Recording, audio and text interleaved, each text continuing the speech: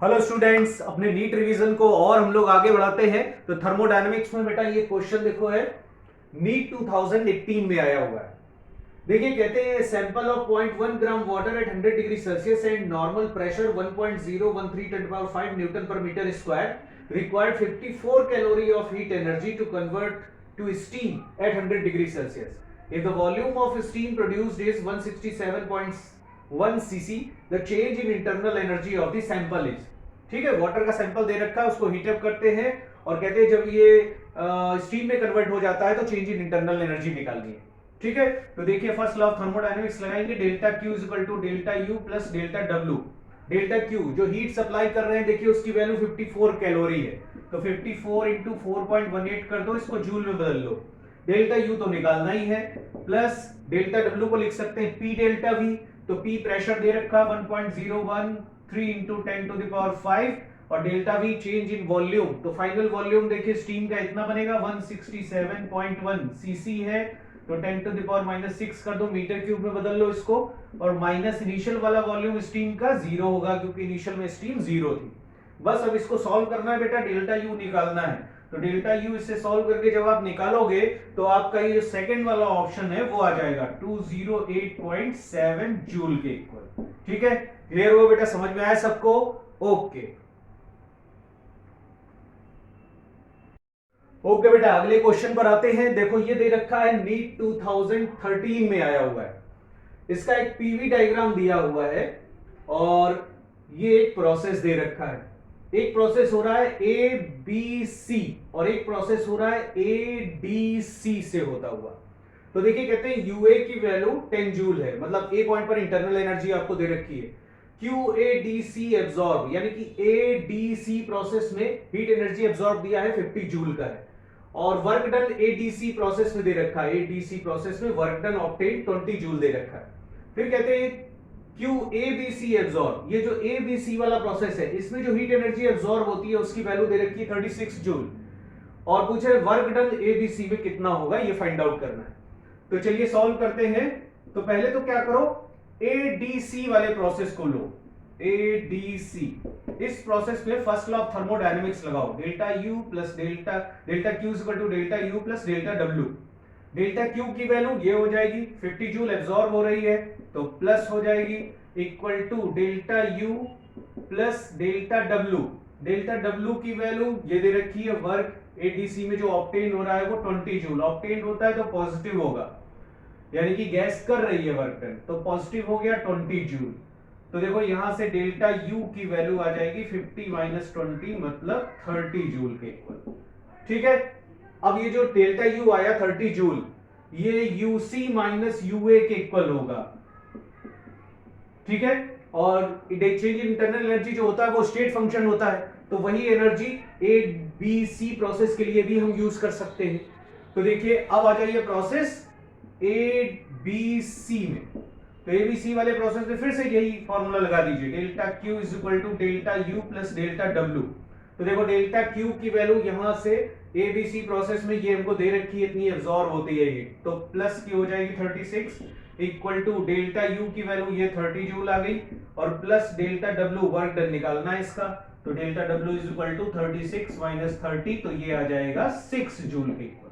तो कौन सा ऑप्शन सही हो जाएगा? फोर्थ वाला ऑप्शन करेक्ट हो जाएगा। ये समझ आया बेटा सबको? ओके ओके बेटा, नेक्स्ट क्वेश्चन पर आते हैं। ये क्वेश्चन 2009 में पूछा गया था।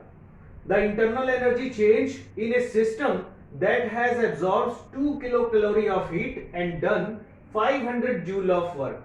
देखिए एक सिस्टम है जो 2 किलो कैलोरी की हीट एब्जॉर्ब करता है और 500 जूल का वर्क करता है, तो पूछा है चेंज इन इंटरनल एनर्जी कितना होगा। तो delta Q is equal to delta U plus delta W. Delta Q की वैल्यू हो गई 2 into 10 to the power 3 calorie में आ गया ये, और इंटू 4.2 से मल्टीप्लाई कर देंगे तो जूल में बदल जाएगा।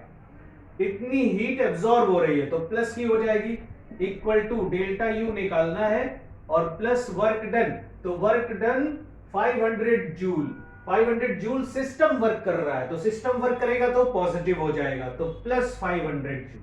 तो यहां से डेल्टा यू निकाल लेंगे, तो इसको इसके सब्ट्रैक्ट करोगे जवाब, तो ये थर्ड वाला ऑप्शन आ जाएगा 7900 जूल। ठीक है, समझ आया बेटा सबको? ओके ओके बेटा, नेक्स्ट क्वेश्चन पर आते हैं। ये 2015 में पूछा गया है। देखिए इसका पीवी डायग्राम दे रखा है, प्रेशर किलो पास्कल में है, वॉल्यूम मीटर क्यूब में। ए से बी प्रोसेस हो रहा है। ए पर प्रेशर 5 और वॉल्यूम 4, बी पर प्रेशर 2 और वॉल्यूम 6 दे रखा है। कहते हैं 1 मोल आइडियल गैस है, डाई एटॉमिक, और इसमें ए से बी ये प्रोसेस हो रहा है, तो चेंज इन इंटरनल एनर्जी निकालना है। तो देखो डेल्टा यू की जो वैल्यू होती है वो F/2 mu R delta T के इक्वल होती है। F यहां पर डिग्री ऑफ फ्रीडम, तो डायटोमिक गैस है तो हो जाएगा 5/2, म्यू नंबर ऑफ मोल्स 1 मोल दे रखे हैं, ठीक, इंटू आर, और डेल्टा टी हो जाएगा change in temperature T2 minus T1। ठीक है, तो ये देखो प्रेशर वॉल्यूम डायग्राम है, तो यहां पर प्रेशर P1 वॉल्यूम V1 और यहां पर प्रेशर P2 वॉल्यूम V2। ठीक, ये दोनों हमें पता है, तो P1 V1 की हेल्प से हम T1 निकालेंगे यहाँ का, और P2 V2 की हेल्प से T2 निकालेंगे। तो देखो इक्वेशन होती है PV is equal to mu R T, तो यहां से देखो T की वैल्यू PV अपॉन म्यू आर, इसके इक्वल लिख सकते हैं। तो देखो यहां से आ जाएगा 5R/2, ब्रैकेट के अंदर T2 को लिख सकते हैं P2 V2 upon mu into are. इसी तरीके से T1 को लिख सकते हैं P1 V1 upon mu into R. R तो देखो कॉमन लेकर के कैंसिल हो जाएगा, और म्यू की वैल्यू 1 दे रखी है तो म्यू को 1 रख देंगे, तो अंदर क्या बचेगा 5/2, ब्रैकेट के अंदर P2 V2 minus P1 V1। अब इनकी वैल्यूज पुट अप कर दीजिए, तो देखिए P2 कितना हो जाएगा यहाँ पर 2 के इक्वल, और ये किलो पास्कल में है तो 2 इंटू 10 टू द पावर 3 हो गया, और वॉल्यूम की वैल्यू हो जाएगी 6, माइनस P1 यहाँ का हो गया 5 into 10 to the power 3 into volume की वैल्यू हो जाएगी 4।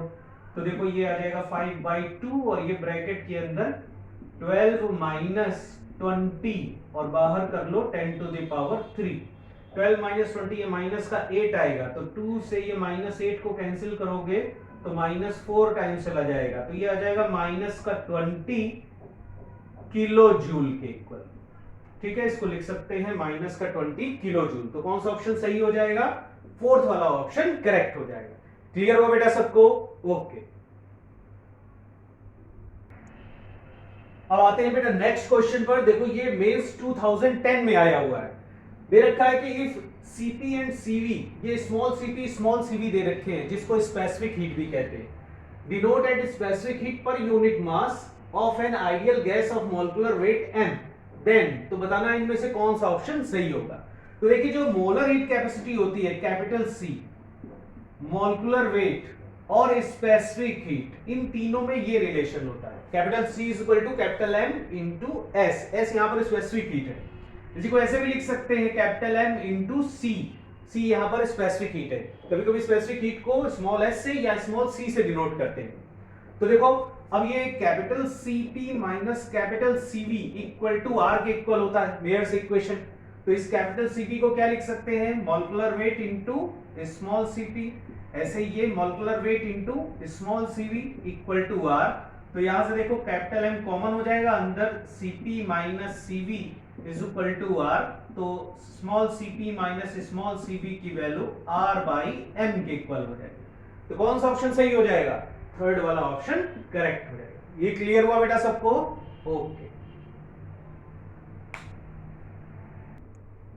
ओके बेटा, अगले क्वेश्चन पर आते हैं। ये 1998 में पूछा गया है, अच्छा क्वेश्चन है। कहते हैं if Cp upon Cv is equal to gamma, एक गैस के लिए Cp अपॉन Cv की वैल्यू गामा दे रखी है, और कहते हैं इसकी internal energy delta U find out करना है when volume changes V to 2V and at constant pressure. Volume V से 2V चेंज करता है, प्रेशर कांस्टेंट है, डेल्टा U निकालना है। तो देखो डेल्टा U के दो फॉर्मूले होते हैं बेटा, एक तो होता है म्यू Cv डेल्टा T और एक होता है F/2 mu R delta T। ठीक है, दोनों सेम ही है। ध्यान से देखिए जो Cv की वैल्यू है वो यहां पर F/2 इंटू R के इक्वल है। ठीक है, तो अब यहां से हम फॉर्मूला ये पहला वाला यूज करेंगे इसको सॉल्व करने के लिए, क्योंकि यहां पर देखो ये गामा -1 वाला टर्म आ रहा है। तो क्या करेंगे, Cv की जो वैल्यू है वो एक तो FR/2 होती है और एक गामा के टर्म में भी होती है R अपॉन गामा माइनस 1। तो देखो ये बन जाएगा म्यू और CV की वैल्यू हो जाएगी R upon gamma minus 1 into delta T. अब ऊपर म्यू आर डेल्टा टी को P डेल्टा V लिख सकते हैं और नीचे हो जाएगा gamma minus 1। P delta V change in volume, तो वॉल्यूम V से 2V चेंज होता है, प्रेशर कांस्टेंट है। तो देखो वैल्यू हो जाएगी P डेल्टा V मतलब V final minus V initial, तो final volume 2V initial volume V upon gamma minus 1। तो ये बन जाएगा देखो ऊपर PV और नीचे आ जाएगा गामा माइनस 1। तो डेल्टा U की वैल्यू आ जाएगी PV अपॉन गामा माइनस 1। कौन सा ऑप्शन सही हो जाएगा? फर्स्ट वाला ऑप्शन करेक्ट हो जाएगा। क्लियर हुआ बेटा सबको? ओके ओके बेटा, नेक्स्ट क्वेश्चन पर आते हैं। ये क्वेश्चन देखो नीट 2020 में आया हुआ है। कहते हैं cylinder contains hydrogen gas at pressure 249 kelvin pascal kilo pascal and temperature 27 degree Celsius. Its density is, इसकी डेंसिटी निकालनी है। गैस कांस्टेंट की वैल्यू दे रखी है और केजी पर मीटर क्यूब में डेंसिटी निकालनी है। देखिए जो आइडियल गैस इक्वेशन होती है PV is equal to mu RT।